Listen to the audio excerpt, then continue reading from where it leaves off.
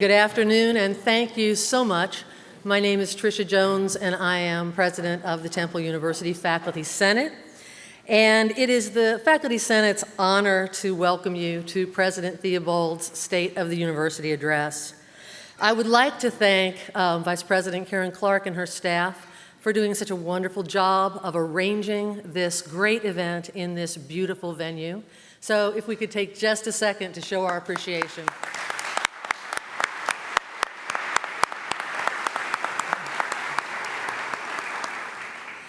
As you can tell, we have a wonderful turnout for today, but we would like to mention just one thing about format because of the technical difficulties of Q&A session in this wonderful space. We won't have a Q&A directly after the President's address. However, the Faculty Senate will be inviting faculty to submit questions via email because the President has very graciously agreed to come to the Faculty Senate meeting and to engage in conversation on the topics of his address and any other topics, of course, that the faculty are interested in discussing. 2 years ago, in October, many of us were very, very pleased and thrilled to attend the inauguration of President Theobald when he helped us consider 6 critical commitments. Those commitments, those goals motivated us and aligned us toward further excellence. And last October, the Faculty Senate was particularly honored when President Theobald asked for us to host his first State of the University address. And again, we heard about the achievements that we had already accomplished on those commitments. And today is about our current success and our collective future. As John Shar said, the future is not a result of choices among alternative paths that are just offered by the present, but a place that is created first in mind and will, and then created next in activity. And that activity changes both the maker and the destination. So please, join me in welcoming President Neil Theobald as he shares with us his thoughts about the future of our great university. Thank you so Very nice much. of you.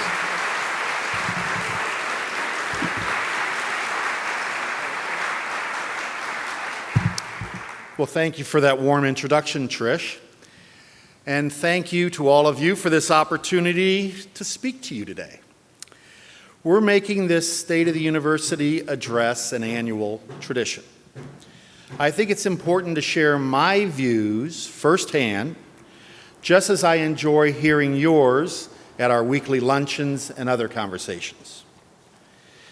We had planned to meet in Sullivan Hall over here, but so many people registered that we've moved to this beautiful building. Franklin Roosevelt, Amelia Earhart, and William Rehnquist, among others, have all spoken in this room. A lot of history has occurred in this hall. So it's appropriate to report to you on this spot because Temple is having a historic year. We are traveling an upward curve in a challenging era. The state of the university, in a word, is excellent and growing more so every week. The clearest gauge of our success, the quality and diversity of our students, continues to improve. This faculty deserves much of the credit. Word is spreading about the quality of our undergraduate instruction and about the many brilliant teachers and researchers at Temple. Thank you. We have done important things together, but I want to focus today on the way forward, on what Temple is becoming. Something special is happening on this campus, something rare in American higher education. Temple stands for excellence, accessibility, and affordability all at once. Not many schools make that claim. I think most schools see these factors as a choice. They emphasize one and maybe 2. They may be excellent, but they charge fees that most Americans simply cannot afford. Or they provide a low-cost education, but their graduates struggle to find good jobs. We see excellence, accessibility, and affordability as inseparable. A few other universities may profess the same, but I know of no other school that proves the case so convincingly. With programs, data, and measurable results, we walk the walk. Excellence, accessibility, affordability, plus hard proof define the Temple value proposition. Hitting that mark helps Temple thrive in a challenging period for higher education. I would describe this era as the new pragmatism. Signs of these times are sharp criticism of high tuition increases, more scrutiny of employment success after graduation, and op-ed columns that question the value of college itself. From the elite universities on the Hill to community colleges and urban centers, the pressure is on to demonstrate value. Temple applicants and their parents want to see what opportunities we create. They want to understand the value they get from investing in a Temple education. How have we responded? Not by downplaying the humanities and social sciences. We uphold that proud tradition. The most cited reason our freshmen gave for choosing Temple this year was our academic variety. This clearly affirms the core role of liberal arts on this campus. Nor do we respond to the value challenge by shortchanging our most important resource, our faculty. Last fall, for the first time in decades, Temple and our faculty union agreed on and implemented a new contract before the old contract had expired. Through the efforts of our deans, 70% of our full-time non-tenure track faculty members now have multi-year contracts. And we are focusing on addressing the concerns of our adjunct faculty, who also play a key role in Temple's mission. Thus, I would argue that Temple's response to this era's new pragmatism has been to remain committed to academic rigor while demonstrating honest value. As the new pragmatism sinks in, we rise. We are positioning Temple to play a unique leadership role in American higher education. Today, I want to talk about the many kinds of value we create at Temple. Here on campus, we stand for value by charging the lowest tuition we can, below most of our competition. We stand for value by providing an outstanding student experience that improves by the week.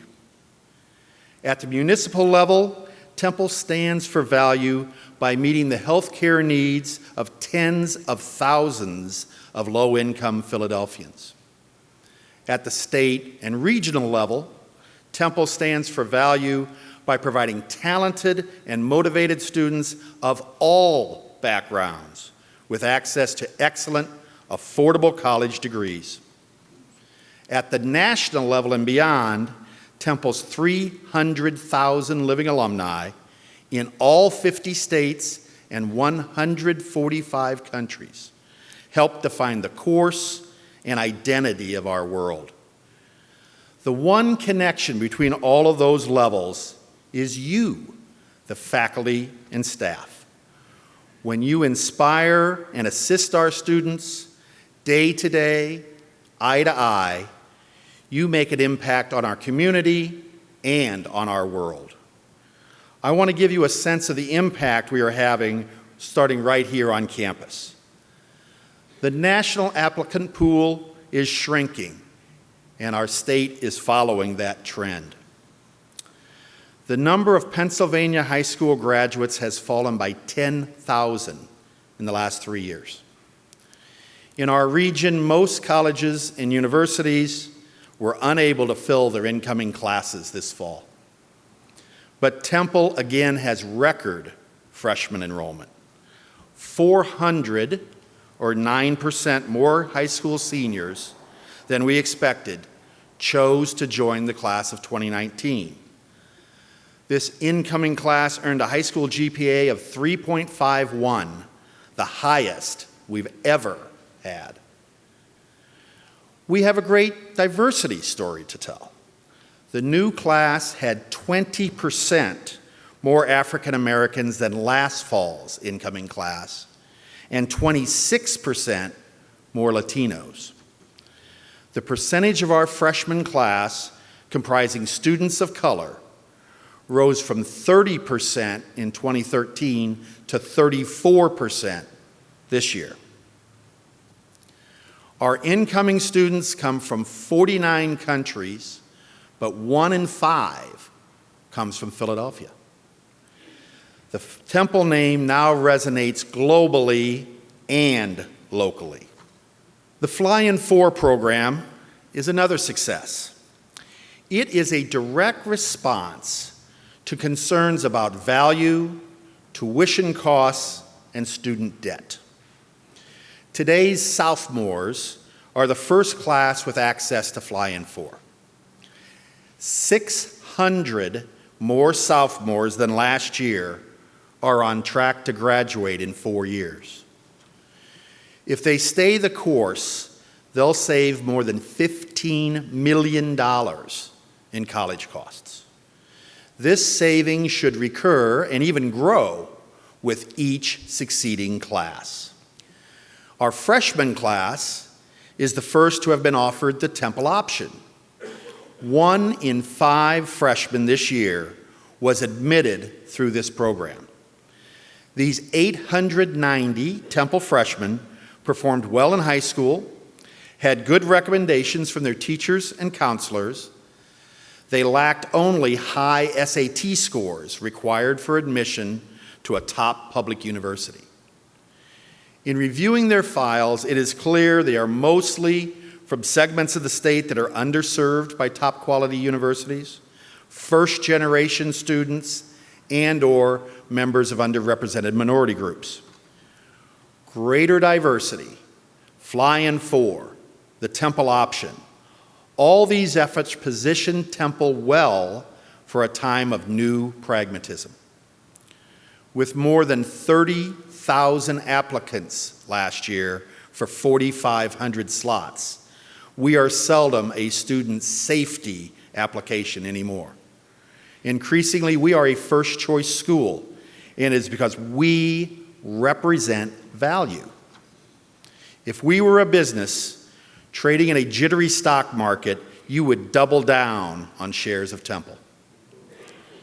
Meanwhile, we are investing boldly in the quality of the Temple experience. Campus excellence, of course, starts with outstanding and increasingly diverse faculty. This year, 53 tenured or tenure-track faculty joined Temple. We have also reorganized central administration to make it more efficient and responsive. The reorganization puts 3 individuals at the forefront. Michelle Masucci, our former Vice Provost for Research, takes an expanded role as Vice President for Research Administration. This means better service and support across the entire university for faculty researchers. Last year, we had a record $230 million in research expenditures. That's up 20% in 2 years. The National Science Foundation already ranks us among the nation's top 100 institutions for research spending, and we expect to announce another $20 million in research funding this year. Kevin Clark was promoted from Athletic Director to Executive Vice President and Chief Operating Officer. In his new role, Kevin oversees not just athletics, but construction, facilities, maintenance, campus recreation, business services, and purchasing.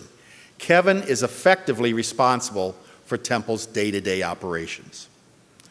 Finally, Ken Lawrence moves from Vice President for Governmental Affairs to Vice President for Alumni Affairs. Those 300,000 Temple alumni I mentioned are an important asset. Ken will help us leverage that potential and serve our alumni better.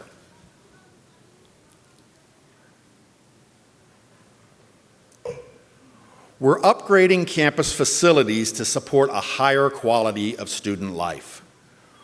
We're creating a better sense of place for our increasingly residential population. They need not just housing, but places to go and things to do. I hope you enjoyed the thrice weekly jazz shows behind me last month in the Performing Arts Center. This year, the Boyer School of Music took over this jewel of our campus behind me. They are going to stage hundreds of concerts and shows in this building during the course of the year. On the brick and mortar front, work began last month on a new student recreation center west of Pearson-McGonigal. The South Campus athletics and student recreation fields at Broad and Master should be in use at this time next year. 26 new classrooms in Mitten Hall were ready for use this fall. We're restoring the East Park Canoe House for our rowing teams. It should be ready next spring. Barton Hall will be gone by the end of the year, making way for our stunning new library. We're improving landscaping and adding bicycle repair stations. We're also improving our classrooms with better facilities and new tools to complement your teaching. I know this has been on the wish list for many years, and now we're doing it. Our classrooms are going high-tech. They are catching up to the caliber of your instruction. Our campus improvements drive a richer blend of learning, community living, and recreational experience.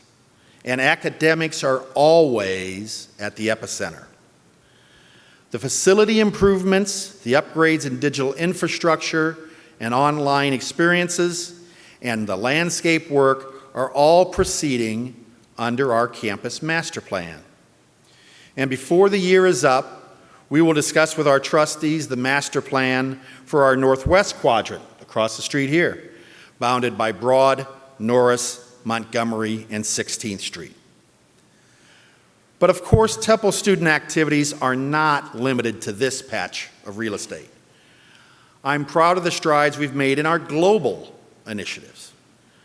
Our most recent trip to Asia generated new memoranda of understanding with two institutions in China, South University of Science and Technology and Zhejiang University. We partnered with Zhejiang Normal University to launch the Confucius Institute of Temple, the first of its kind in this region. We now offer dual bachelor's master's degree programs with Kookman University, one of South Korea's top engineering and business universities. In July, 22 Kookman students came to campus to begin this partnership. Our undergraduate programs in Rome and Tokyo continue to flourish. The Rome campus celebrates its 50th anniversary in 2017. And this, by no means, is a complete summary of our global work. The value here is clear. More of our undergraduates feel at home in the world. They are better equipped to work and succeed anywhere. And I continue to be proud of the esteem with which Temple is viewed around the world. In faraway places, we are seen as a rising academic power. Universities, especially across Asia, are vying to partner with us.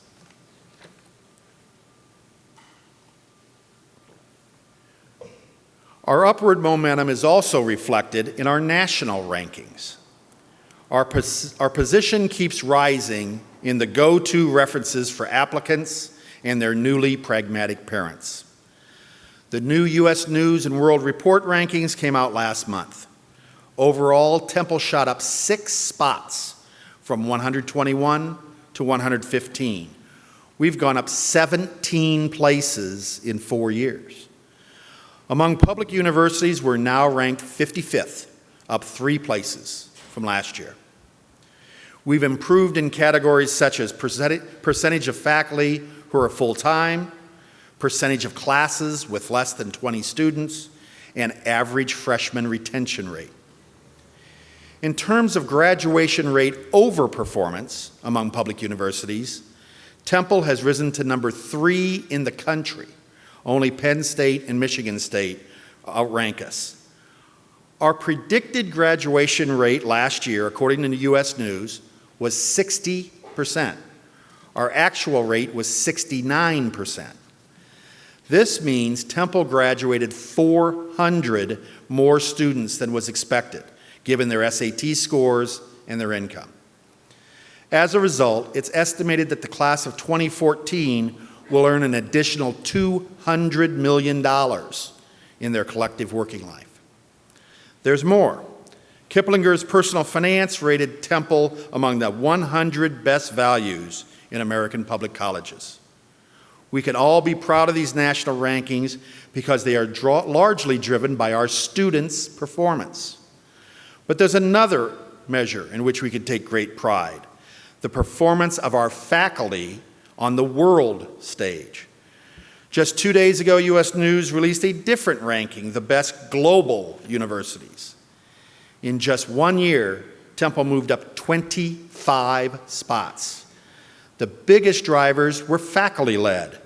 We moved up 20 spots in total citations and up 25 spots in our global research reputation. It's gratifying to look at all of these rankings and see not just the numbers, but the company we now keep. In the judgment of U.S. News, the 2 public universities on Temple's level are the University of Kansas and the University of Utah. I'm thrilled your hard work is resonating around the world. There are many other strata of value we create today. Look beyond our core student experience to what Temple invents and delivers to society. We are more and more in the news for our health and science research, environmental and political science, the arts and humanities, and more. The new Institute for Transformative Medicine is like no other health initiative in the Northeast. Under Ralph Horwitz, former chair of medicine at Yale and Stanford, the Institute will integrate core areas of evidence-based medical research. The goal is a world-class program that improves effectiveness and efficiency of care. Temple minds are behind breakthroughs in cancer treatments and genetics. The Fox Chase Cancer Center distinguishes itself by leveraging the power of big data. Fox Chase applies ever cheaper computing power to challenges like large-scale population studies and DNA mapping. The results are groundbreaking research and improved patient outcomes. To put a human face on this, consider Judith Bernstein of Philadelphia. She was diagnosed with 8 different cancers over 10 years. She beat them all, one after another, with care from Fox Chase. U.S. News ranks Fox Chase 21st of the nation's top hospitals for cancer care. We can all be proud. Outside the medical sphere, under the leadership of Jason Chien of our psychology department, CLA, CST, and the College of Public Health received $2.4 million this year from the National Science Foundation to study one of the last uncharted regions on Earth, the human brain. This year, Temple has invested about $1 million in seed grants for interdisciplinary efforts across environmental science, energy, climate change and sustainability, and global studies. These projects involve more than 40 Temple faculty members, and I cannot wait to see the impact. All these initiatives sharpen our unique profile and make Temple Made a global brand. We complement our research initiatives, investment with regular, substantial investment in the city of Philadelphia. Temple never forgets where home is. We accomplish big things for this city. Philadelphia is the only major city in America without a public hospital. But Temple University Hospital steps in to meet the needs of the underserved. Nearly 500 patients visit our emergency room every day. We deliver humanitarian medical value at the sidewalk level for thousands of Philadelphia citizens. The improving financial state of the Temple health system and the Commonwealth's decision to work with the Affordable Care Act will empower us to do even more. Sometimes it takes a tragedy to remind people of Temple's essential role. On the night of May 12th, an Amtrak train derailed right up here in our backyard. 8 people died, more than 200 were injured. Temple University Hospital responded with speed, competence, and compassion, treating the vast majority of the trauma victims. Being first responder in a major train disaster is a big thing. We also do many small things for our city, like picking up 9 tons of trash over a weekend from North Broad Street and vicinity, like inviting the Philadelphia Police Marine Unit to share the East Park Canoe House, like using a $200,000 EPA grant to clean up and improve the Kensington neighborhood just east of here. Temple will always be intrinsic to the identity of this city. Of all the kinds of value we create for Philadelphia, though, the most influential, making Temple itself persuasive and magnetic, is most important. We are building a center of innovation and excellence that beckons talented students to our campus, and many stay in the region.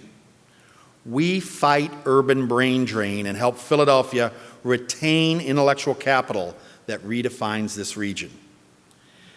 Temple's progress on all these fronts proves that with us, excellence, accessibility, and affordability are real. They're not just lofty talk. It also reflects our ongoing belief in the 6 commitments I articulated 2 years ago. They were not meant to be fleeting rhetoric, but stars to steer by. As we move forward, the commitments grow less conceptual and more real, substantiated by data. First, we made a commitment to affordability. We've raised tuition in the last 3 years by an average of 2.4%. At the same time, we've added $20 million to our financial aid budget, and we provide annually more than $100 million in student financial aid. We've more than doubled our fundraising in 3 years to a record $84.2 million last year. More than $11 million of what we raised went directly to student support. We're keeping our commitment to affordability. Yet we must think bigger still. In order to fulfill Temple's destiny, I believe philanthropy must become a key priority here. And I pledge to you that our deans and I will work tirelessly to generate the resources Temple needs.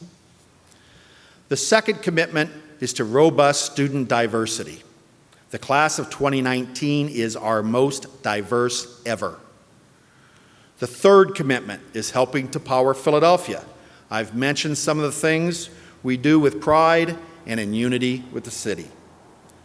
Fourth is our commitment to doing research that improves lives, which we are keeping with passion. Fifth is our commitment to entrepreneurship. Here I'm proud to point to the Temple Ventures, created in league with Ben Franklin Technology Partners. It's a $1 million startup booster. It will turn Temple-born technology into viable businesses. I'm proud of the Blackstone Launchpad, a similar initiative. It jump-started 11 new companies in year one, from smartphone apps to a marketing firm for classic cars. We're keeping our commitment to entrepreneurship. Finally, there's our commitment to tell the Temple story more effectively. This one is especially important to me. Telling our story secures our position as a rising university at the epicenter of the value revolution. For a long time, Temple did not get the credit it deserves. We are changing that. We are doing a better job of presenting our story and our value proposition to the region. We are also telling our story to the nation, and one key avenue is intercollegiate athletics. Intercollegiate athletics plays an important role as we reach out to our alumni and a national audience.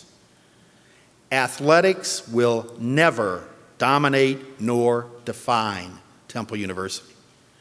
But a game on ESPN puts the Temple story before an audience of millions. And a big home game can draw the community together like almost nothing else. We saw that with our first win over Penn State in 74 years. But the best part of this year's Temple football story is that we have 26 seniors on the roster. All 26 are scheduled to graduate by the end of this semester. Our most important athletic goal is seeing that our student athletes graduate.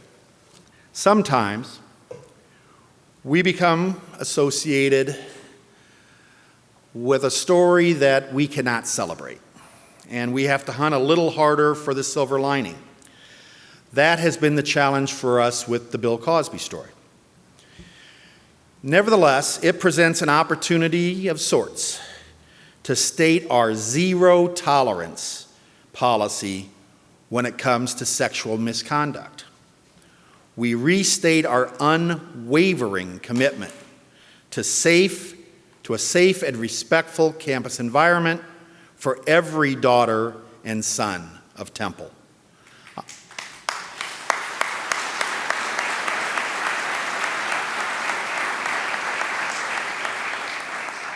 I am proud of the progress made by the Presidential Committee on Campus Sexual Misconduct, chaired by Dean Laura Siminoff. It's identified a need for better education, awareness, and more access to sexual misconduct resources. As a result, we are offering additional resources with more to come. We intend to do a better job telling our story to specific audiences important to Temple, starting with our graduates. A new Gallup survey of Temple alumni is rewarding reading. It tells us that Temple alumni are more likely than graduates of other schools to strongly agree that Temple prepared me well for the outside world, and that I cannot imagine a world without Temple University. They are also more likely to say they remember a professor who made them excited about learning. These are Temple advocates waiting to be tapped, friends waiting to be approached. So many advances to celebrate and so much more ahead. Simply put, Cherry Red has never been this red hot. In fact, we've created a handout with still more measures of our progress. I invite you to take one as you leave today. But having shared all this, words still don't seem like enough. Here's a quick look at this fall's whirlwind of activity at Temple. one of the best universities in the world. You literally will be temple made, but more importantly, your work is going to help the world become temple made.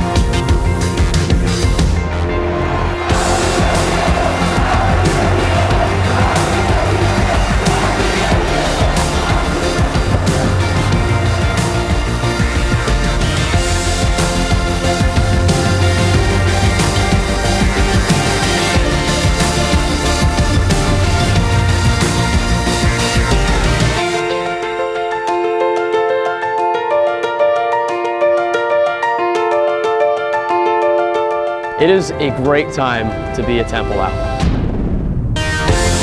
The skills that I've acquired here in my time have allowed a produce clerk like me from a grocery store in Scranton, Pennsylvania, to come to school, to work hard, and to land a dream job working on Wall Street in New York City. And there's nothing that I'm more excited to do than to tell the people that I'm working with that I am Temple made.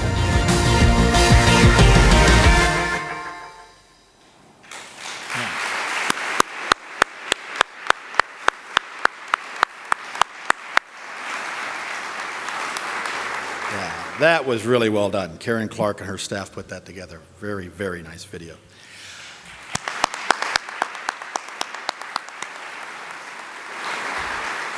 And the favorite words people always love to hear in these speeches, in conclusion.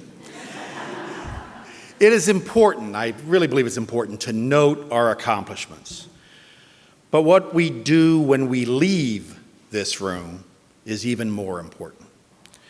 Together, we are on one of the great journeys of American higher education. We are transforming a great urban university around accessibility, affordability, and first and foremost, academic excellence. Our mission is in the generous spirit of our founder, Russell Conwell. In 1884, he built a new model of higher education to provide access to the working class. His mission, our mission, has never been more relevant than it is today. The scrutiny that now befalls higher education is a threat to some. For Temple, this scrutiny is an opportunity. It's a chance to reshape public perceptions about the meaning and value of a university degree. In this time of high potential for Temple, all of us must recommit to excellence. Your energy and innovative spirit, your day-to-day connection to students is why Temple is ascendant. More than any other factor, you are why we represent value.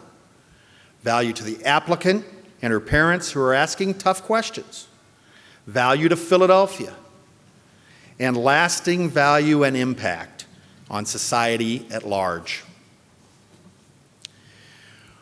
Great things we have done.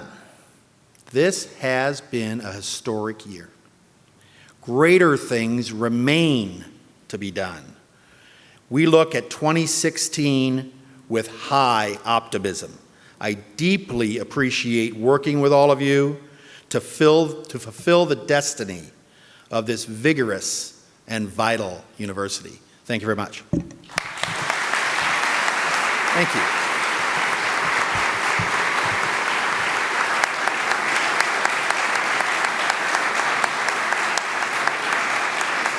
I hope you all have a wonderful day. Thank you.